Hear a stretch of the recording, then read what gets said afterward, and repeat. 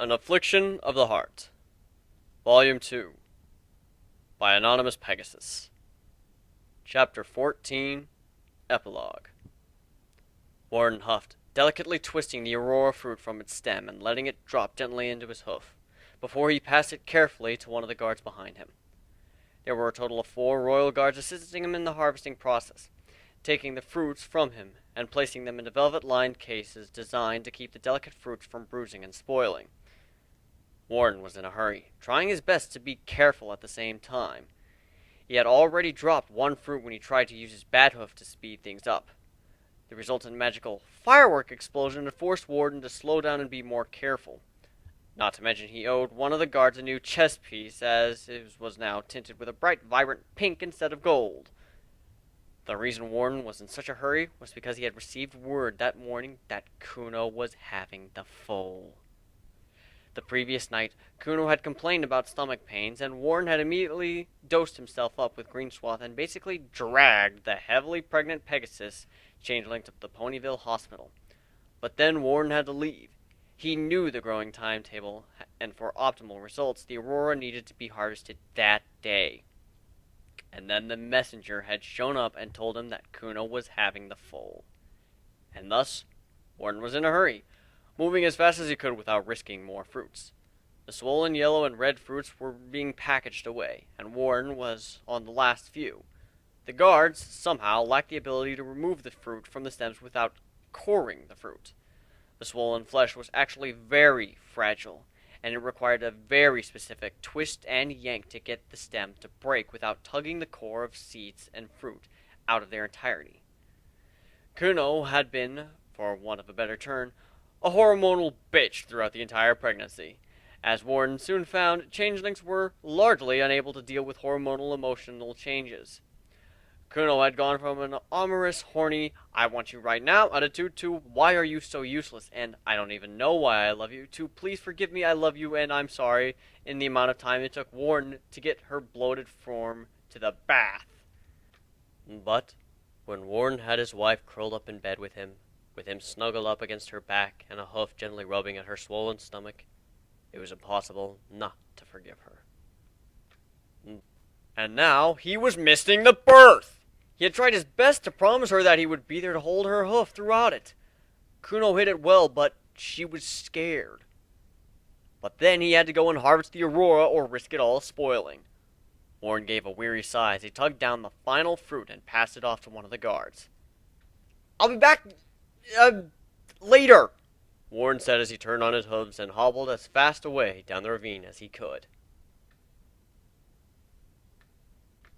Dosed up on green swath powder, Warren landed heavily in front of the hospital, sprawling out for several long seconds and gritting his teeth. The powder was losing its effectiveness as his body gained resistance against it. Pretty soon it wouldn't even be enough to allow him to walk on his bad hoof properly.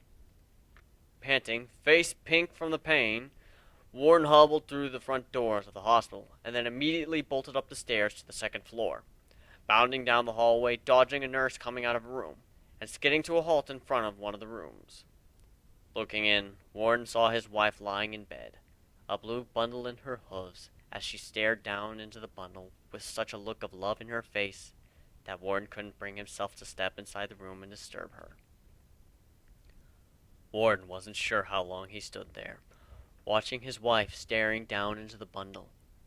Eventually, Kuno looked up and caught sight of him, beckoning to him urgently. Warren slipped into his room, skidding to a halt in front of the bed, leaning over carefully. Look, Warden. We have a foal, Kuno whispered, her voice breaking, tears of happiness in her eyes as she held out the bundle. Gently, Warden took the bundle from her, pulling aside a fold of cloth to reveal the young Pegasus within.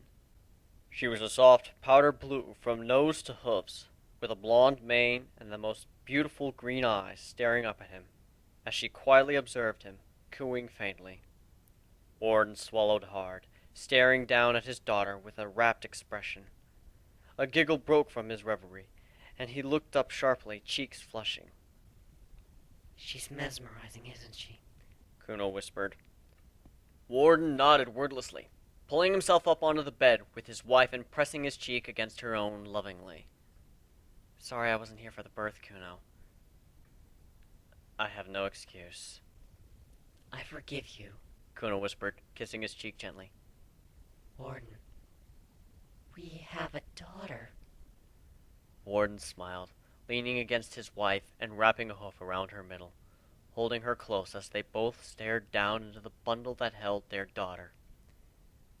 She's like me, Kuno said, smiling and spreading the bundle slightly to show him the bell she had affixed to the foal's tail with a red ribbon.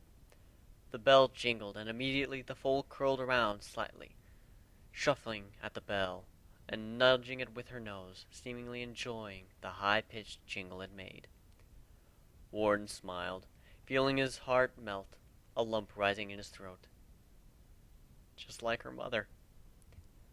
The foal nudged the bell again, and then sneezed violently, rocking the bundle with the violence of the motion, blinking rapidly and shaking her head. Kuno giggled softly, motioning with her nose towards the baby. Warden blinked, his brows furrowing. When she sneezed, the foal's eyes had changed from a vivid green to a vibrant, lovely pink. Just like her mother, Warden murmured past the lump in his throat, smiling and kissing Kuno's cheek. So, have you got any ideas for a name? Kuno looked away, biting her bottom lip, and then gave him a long stare, looking slightly nervous. I was thinking that maybe Swarm? Warren's ears pinned back at that, and he felt tears rising to his eyes as he pressed his cheek against Kuno's gently, staring down at his daughter.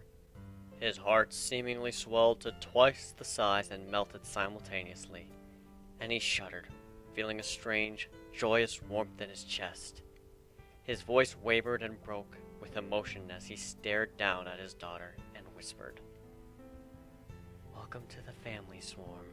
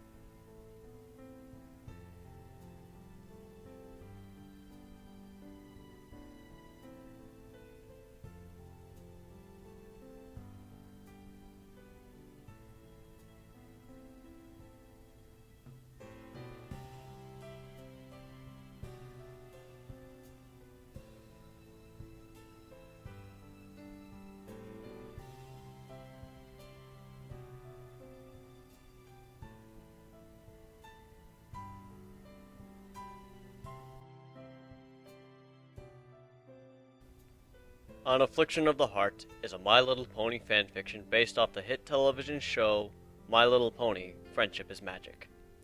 My Little Pony: Friendship is Magic is copyright of Hasbro and Lauren Faust. An Affliction of the Heart is property of Anonymous Pegasus, and the finale song is written and performed by Kevin MacLeod. Audio recording and reading by I Am Riffley.